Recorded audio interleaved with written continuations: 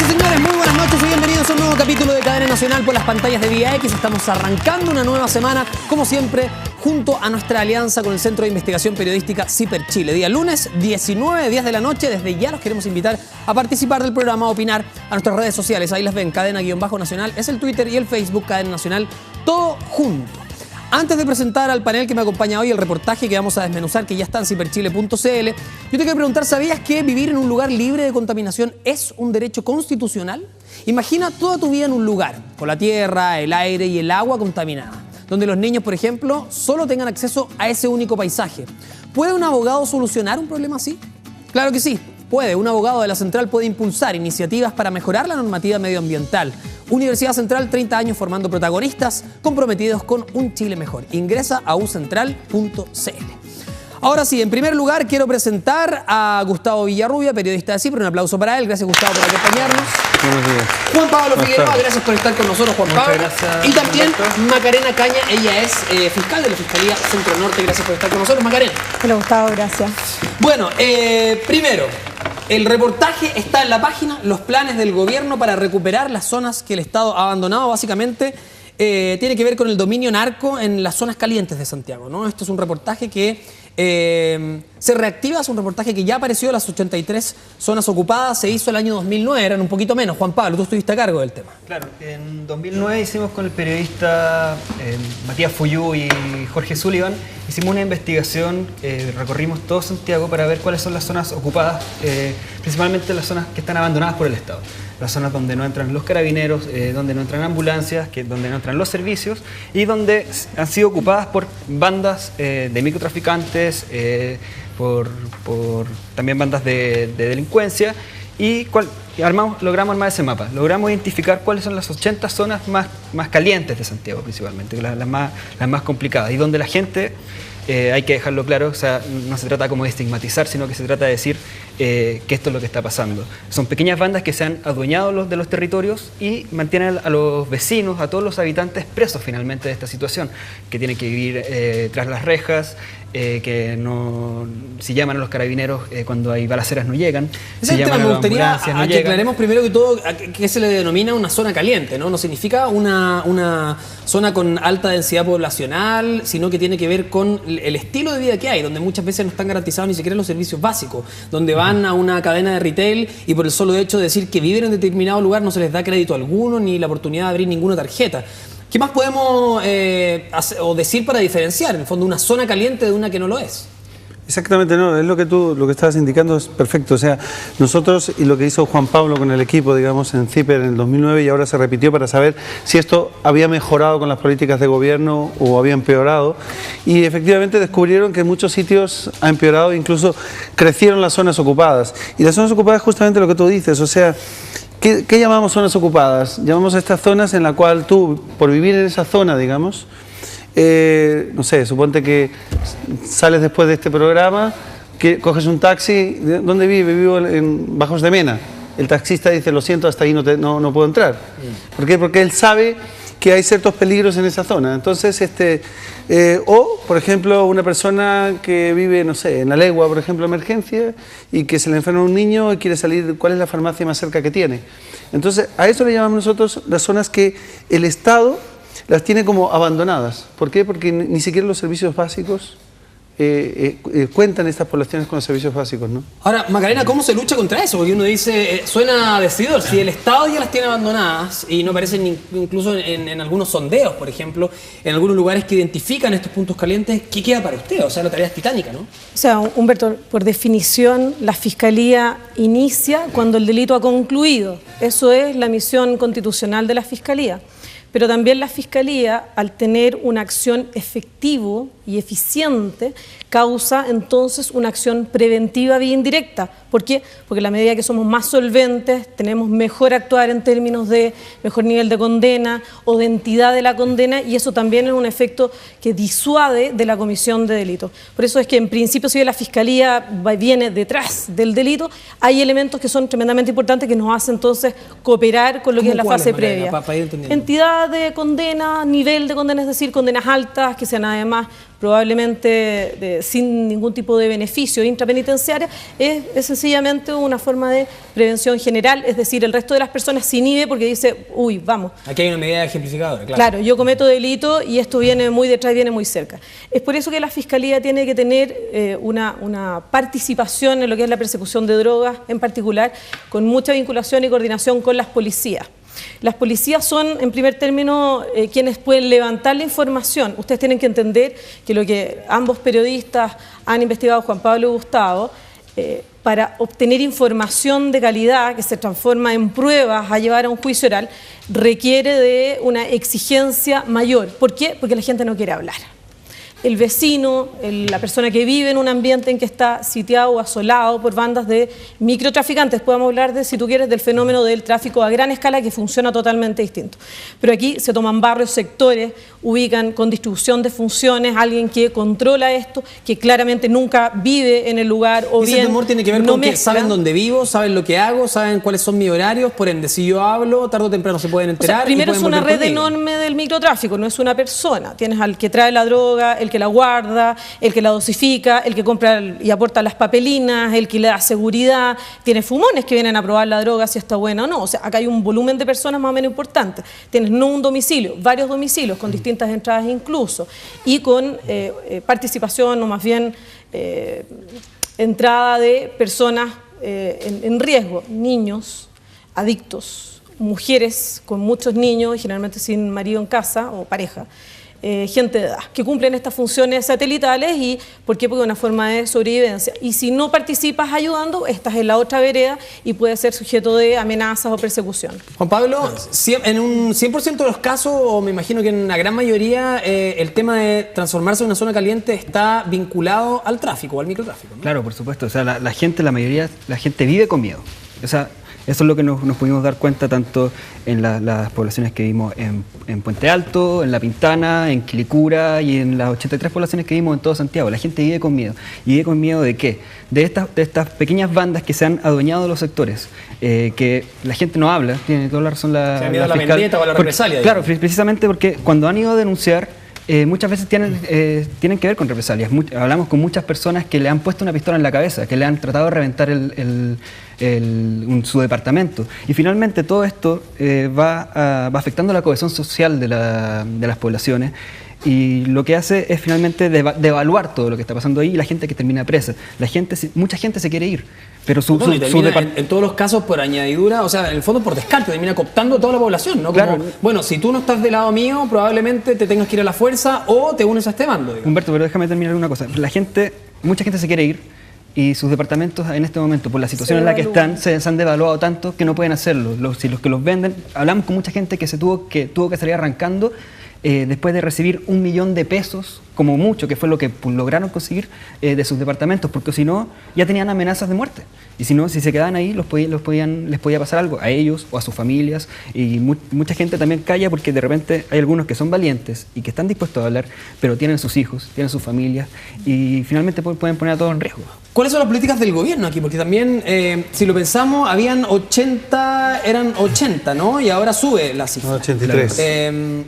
Claro, respecto al año 2009 y el 2012, uno dice aquí debería haber un avance sustantivo considerando que la principal promesa del gobierno fue poner freno a la delincuencia. Ahora, ¿cuál es el rol de las políticas públicas en esta materia, Gustavo? O sea, han sido un desastre, sí, o sea, seamos francos, voy a ser crítico, han sido un desastre porque basta ver y basta hablar con la gente de las poblaciones. Yo hace poco, antes de entrar al programa, hablaba con una persona, digamos, que de una de estas zonas ocupadas y yo le decía, bueno, ¿ha mejorado esta situación para ustedes o no ha mejorado? Me decían, para nada, o sea, de hecho, basta ver, digamos, cómo me hacía gracia, una de las cosas que sale en el reportaje es que, por ejemplo, Senda dice que el consumo de la droga, digamos, está disminuyendo y ponen unos índices de 0,7 a 0,4, no sé bien exactamente qué significa eso en términos y en números, ¿no? Pero sí puedo decir que, por otro lado, tú dices, bueno, aquí hay un organismo del gobierno que nos dice que el consumo de droga está bajando, pero por otro lado tú dices, vas a ver estadísticas de la policía de investigaciones o de carabineros, se dicen, han incautado muchísima más droga, en los últimos un 32,5% más de droga en los últimos 2 años, 3 años. Hay algo que no cuaja aquí. Entonces, ¿Cómo tú dices, bajar el consumo claro, si aumenta la venta o aumenta claro. y justamente de la pasta base, que es lo que tiene más fastidiada a todas estas poblaciones. O sea, el consumo de pasta base se ha transformado, y eso la fiscal lo sabe de memoria, digamos, cómo deteriora a la juventud, cómo deteriora a toda la población. Claro, por ejemplo, ese, otro dato duro que hay ahí es que en el último año, solamente en el último año, desde el año pasado, ha aumentado un 54% más el número de menores detenidos por delitos de droga, y muchos de estos no tiene que ver tanto con el consumo, sino que tiene que ver con que están vinculados a estas pequeñas bandas. O sea, han ido reclutando gente también, y donde van, ¿quiénes son los que entran?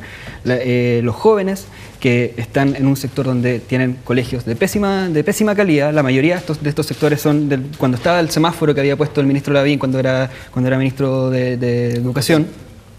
Todos estos colegios que están en esta zona están en la zona roja. Estaban todos con el semáforo rojo. O sea, en el fondo era una condena. Claro, como, o sea, transparentar esa condena. Y tienen unos niveles de deserción que son altísimos. ¿Y qué es lo que pasa con esos niños que salen de estos colegios? No les queda otra, no tienen muchas más opciones que entrar a ese mundo. Salir a la calle y entrar en ese mundo de convertirse en un soldado de las pandillas o de uno de los fumones que, como dijo la fiscal, que entra en este mundo y a este círculo, que cada vez va creciendo y va agarrando más fuerza. Fiscal, hay 2 preguntas que quiero hacer. La primera tiene que ver con el tipo de droga. En su mayoría, hablaba recién Gustavo, bueno, estoy totalmente de acuerdo con él, da la impresión de que la pasta base es como el mayor flagelo de las poblaciones. ¿Es también la razón o la droga en que se encuentra la mayor cantidad de detenidos? Depende qué es lo que estamos enfocando. Yo te diría que las drogas blandas son las drogas de inicio, o sea, difícilmente alguien parte consumiendo pasta base si no has pasado por una droga más blanda como suele ser marihuana. Y por lo general mezclada con otros elementos también, sí, ¿no? es que ese es un punto muy un grado de importante. adicción muy alto. El problema con la pasta base, que por sus características es realmente en términos de producción lo peor, lo más bizarro incluso de la producción de la cocaína. Entonces es una sustancia que viene abultada o modificada con hasta cal de la pared, pintura, o sea, altamente tóxica. Son tremendos en términos de lo que es el efecto en la salud, y tiene una adicción tremendamente rápida, y peor que eso, es tremendamente barata. Entonces el grupo al cual accede es de un sector generalmente más popular, en que aspira o consume este tipo de droga, a veces mezclándola con otras. Perdón, y entendamos también aquí el tema de la adicción, que va mezclado muchas veces cuando no se puede consumir o no se tiene dinero para consumir, por más barata que sea, con el síndrome de abstinencia, lo que lleva muchas veces a matar y a no tener ningún tipo de reparo al momento de, por ejemplo, cometer un acto violento. El fenómeno delictivo del consumidor, y que es distinto del que maneja un área de tráfico de drogas, viene aparejado con todos los delitos que te puedas imaginar: robos, hurtos, delitos de sangre, para qué decir el impacto dentro de las familias. O sea, donde primero parten robando, hurtando, sustrayendo a las madres, a la gente que los alberga. Esa es la realidad. Entonces tiene fenómenos además que son muy destructivos para la familia. ¿Y lo que comentaba Juan Pablo respecto a las edades han ido disminuyendo también? Sí, sin duda. O sea, si hacemos un estudio, por ejemplo, o un análisis de lo que ocurría hace una década o 15 años... Lo que pasa es que hace una década no teníamos mayores análisis, porque acuérdate que hubo una rebaja en la edad de los niños. A mí lo que me nace, y creo que es una muy buena oportunidad de aprovechar este momento en este programa, es el tema de la denuncia. Lo que han evaluado los periodistas es una realidad. El problema está en cómo quebrarla, en cómo romperla. Como te digo, la Fiscalía, si bien viene detrás y producido el delito, en estos que son delitos de emprendimiento son delitos de empresa, y entiende que cuando te digo delito de empresa es porque hay una maquinaria realmente probada, porque van aprendiendo los traficantes, cada vez son más eficientes. No es un vecino contra otro, sino que es un cartel contra una familia. Y hay distribución de funciones, o sea, será nuestra realidad de delincuencia en Chile, pero no es menos cierto que tienen cierta organización que los hace eficientes en el tiempo. Además tiene una devuelta, tiene un rédito extraordinariamente amplio, porque este negocio, los márgenes que manejan son increíbles. ¿Cuál es el punto entonces? Que para poder ser eficiente en esta materia necesitamos de la denuncia del vecino, de la vecina, que nos den información, pero naturalmente se encuentran inhibidos porque están amedrentados, amenazados ellos, sus hijos o sus bienes, de hacer una cosa como esa, y muchas veces incluso con cierto temor de poder acercarse a quienes deben recibir las denuncias, como pueden ser los órganos de la administración, en este caso del auxilio de la investigación de la Fiscalía, como es Carabineros y Policía. Para aclararlo, esa denuncia es completamente anónima, ¿no? Ese es el tema. La ley de drogas da la posibilidad de darle secreto al nombre y a los datos personales del denunciante.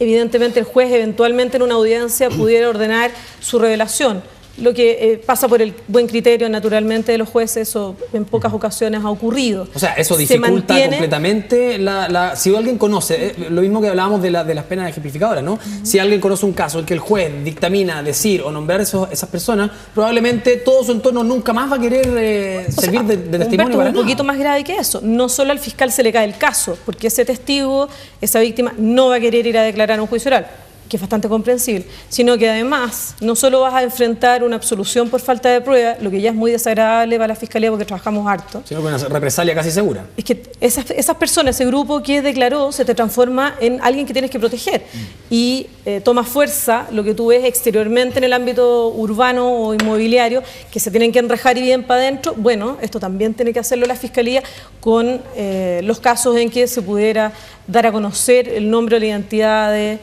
los testigos que han dado información respecto de los tráficos de drogas. Fiscal, ¿cómo se podría mejorar eso? Porque nosotros lo que hicimos fue armar este mapa, vinculando también el tema de cuántos casos ha investigado, han sido principalmente por las denuncias que ha investigado Carabineros y las policías en cada una de estas zonas. Pero nos dimos cuenta que precisamente estas zonas, las más calientes, donde uno va a hablar con los vecinos y se le reflejan el miedo, donde uno va por las calles y ve animitas de gente que ha muerto ahí, que ha muerto asesinada ahí, y uno ve cuáles son las denuncias que existen ahí, y son las mínimas, son muy, muy pocas. ¿Cómo se puede revertir esa situación? Hacer que la gente pueda entregarle esas herramientas de protección. Las personas tienen que saber que no solo le deben dar la información a policía o carabineros, tienen todo el derecho del mundo de ir a la fiscalía, las fiscalías cuentan con denuncias directas, que se la toma un funcionario a la fiscalía, no queda registrado el nombre y pueden dar toda esa información. ¿Qué hacemos nosotros? Tomamos la denuncia, damos las órdenes de investigar, pero el funcionario policial nunca sabe respecto de quién es la persona que ha efectuado la denuncia, sabe respecto de quién tiene que investigar, lo que es una garantía muy buena para el miembro de la comunidad porque puede entregarnos la información, pero a la vez está bastante más resguardado, protegido.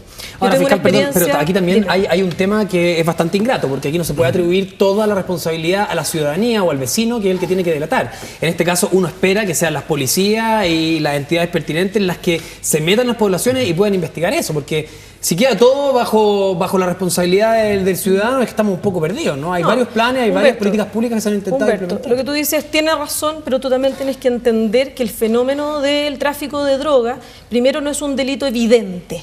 Cuando a ti te roban en la calle, alguien ve que te tiran la cadena o te roban el celular. Esto es un delito clandestino. La ley en ese sentido, para que el juez declare legal la detención, exige un estándar de prueba que a veces, por ser un delito clandestino, es de difícil obtención o prueba. Los mismos periodistas te han comentado que los lugares que han visitado se encuentran incluso sitiados. O sea, si tienen un perímetro de soldados, es precisamente para advertir si viene alguien que es ajeno al ambiente. ¿Cómo investigas tú en un lugar en que está cerrado físicamente y además resguardado? Se torna imposible. Por eso tienes que ocupar otros métodos de investigación que son un poquitito más difíciles y que tiene que ver con figuras, por ejemplo, de escuchas telefónicas autorizadas por un juez o bien infiltrar gente dentro de las poblaciones. Yo lo que te iba a comentar recién, tengo una investigación, varias en realidad, de las cuales tuve la oportunidad de trabajar con un poblador de la zona de Renca, no voy a referir naturalmente por las mismas razones ni su nombre ni su domicilio, pero este señor fue de una valentía increíble, estaba aburrido de que sus hijos no pudiesen salir a jugar al conjunto habitacional en el cual habitaba, por las balaceras, por la inseguridad, y él corrió el riesgo de tomar una cámara, ponérsela en la solapa y filmaba a todos los traficantes del lugar. Con eso yo llevé a juicio al menos 4 investigaciones donde se produjeron condenas importantes y probablemente las cosas más lindas que me ha dicho una persona desde que trabajo como fiscal Me llamó por teléfono y me dijo, fiscal, mis niños van a tener una Navidad tranquila. El allanamiento fue 24 Ahora, de ¿cómo se diciembre. asegura que la Navidad tranquila también sea garantizada para ese poblador, digamos? ¿Qué es lo que ocurre con él? ¿Se puede mantener Bueno, secreto? como te respecto? contaba en mi investigación, estaba la denuncia y se mantuvo la protección de los datos de este ¿Y caballero. cómo se le protege ahora si es que ese grupo de narcotraficantes sabe que lo grabaron o sabe que...? Bueno, ¿Hay manera? Ese grupo de narcotraficantes nunca supo quién era la persona que cooperó con la investigación. Gustavo, por su parte, ¿cómo lo hacen los periodistas para ingresar a este círculo? Aquí, bueno, Juan Pablo, tuviste varios meses, me imagino. No debe ser fácil porque hay que hacer todo un trabajo, en muchos casos tener contacto directo con el círculo, como decía la fiscal, de narcotraficantes o con parte de los soldados de esas poblaciones. Sí, yo vuelvo un poquito atrás lo que tú decías, que me parece muy lógico también, que tú dices que no podemos descargar todo en la denuncia de los pobladores. Porque efectivamente, o sea, y es lógico y se ha visto, digamos, y últimamente hemos tenido el caso de este carabinero del OS7, por ejemplo, que es justamente el departamento de carabineros que lucha contra el narcotráfico y que estaba involucrado. Entonces, cuando tú ves casos como este, tú dices, hey, qué susto, ¿no? O sea, ¿quién se va a atrever a denunciar? Si tú empiezas a ver carabineros, y es común. Yo recuerdo del año pasado cuando entramos a la legua, estuvimos 3 meses ahí metidos en la legua. Al poco tiempo de andar en la legua y de entrar y hablar con pobladores y con el sacerdote del lugar y todo, evidentemente que todo el mundo se conoce en estos sitios. O sea, es muy fácil, ellos se conocen y saben quién vende droga y quién no. Perdón, entonces, y también saben quién es de ahí que no. Si yo me doy una vuelta hoy así, digamos, van a saber inmediatamente que estoy espiando de sapo, digamos, ¿no? Perfectamente. Entonces, yo creo que evidentemente aquí hay una gran desconfianza y eso es difícil todavía. Qué bueno lo que cuenta aquí la fiscal Macarena, porque que una persona se haya atrevido por amor a sus hijos, y eso es lo que está pasando hoy día. Muchísimas de las denuncias que nos han llegado a CIPER, de las que nosotros hemos podido plasmar en reportajes, han venido justamente de eso, de madres preocupadísimas. ¿Por qué? Porque ya no saben que en cualquier momento una bala perdida puede matar a uno de sus hijos. Entonces arriesga su propia vida para salvar a sus pequeños, digamos, y va y se atreve a denunciar, sabiendo ella misma y teniendo testimonios de que saben de que hay carabineros muchas veces involucrados, policías de investigaciones muchas veces involucrados. Ahora, qué bueno que se ha dicho aquí en este panel, y lo ha dicho la fiscal, de que los pobladores también pueden llegar a la fiscalía y hacer la denuncia anónimamente, ¿no? Que yo creo que eso es para mucha de esta gente va a ser algo que les va a ayudar, digamos, a esa confianza ya casi perdida en las policías, ¿no? Volver a recuperar un poco de la confianza, ¿no? Antes de irme a pausa, perdón, me queda el último minuto, me gustaría cerrar con que nos cuente un poco cómo es la manera de actuar, Juan Pablo, cuando ingresa a una de estas poblaciones. ¿Qué es lo que tienes que hacer? ¿Contactarte con quién? Porque la mayoría de las veces, o sea, casi todas las veces tratamos de entrar con algún contacto. O sea, nos ha pasado que entramos a algún sector y ya la gente en muchas esquinas, muchas ventanas nos empiezan a mirar sabiendo que somos extraños. Y cuando nos juntamos con las personas empiezan a recibir llamados diciéndoles anda con cuidado porque sabemos que hay alguien acá. Entonces también tratar de entrar con algún contacto, con algún dirigente vecinal o con algún sacerdote o con alguien que tenga cierto nivel de confianza que nos permita estar ahí. También a distintos horarios donde sabemos que la mayoría de la gente que participa en estas bandas no está activa. O sea, por ejemplo, en las mañanas están todos durmiendo. Después de la 1:30 de la tarde, 2 de la tarde ya es más complicado entrar. Pero también, volviendo a lo de antes, también ahí nos pudimos dar cuenta que Carabineros no está cumpliendo ahí su objetivo. Varias veces logramos ver que pasaban los carabineros, sí, ingresan y pasan. Y lo que dice Carabineros es que no hay ninguna zona donde no entra Carabineros. Eso, ok, perfecto. Pero lo que nosotros también vimos fue, te pongo un ejemplo. Estaba saliendo una vez en una población dentro de este reporteo. Salgo después de la reunión con varios vecinos y salgo a la calle en la noche, 11:30 de la noche, y en cada una de las esquinas había gente traficando, con armas. Casi era una caricatura, con tambores, con fuego, tipos fumando pasta base, tomando ahí en la calle. Completamente. Claro, y pasó un radio patrulla. Un radio patrulla. Y ni siquiera redujo la velocidad. para la gente que estaba ahí ni siquiera fue una amenaza, era como si nada, era como si sea, como eso si en pasara un términos triciclo. técnicos se supone que son vigilancias de disuasión, pero que no están... Pero no está funcionando, o sea, ¿qué es lo que Vamos están a haciendo? irnos a una pausa, nos queda todavía un bloque completo para seguir hablando en la próxima media hora. Vamos a ver si se cumple o no la promesa del presidente de disminuir la delincuencia y también el rol de los fiscales. Aquí ha habido declaraciones cruzadas donde incluso se le ha pedido mayor celeridad, mayor concentración, mayor compromiso.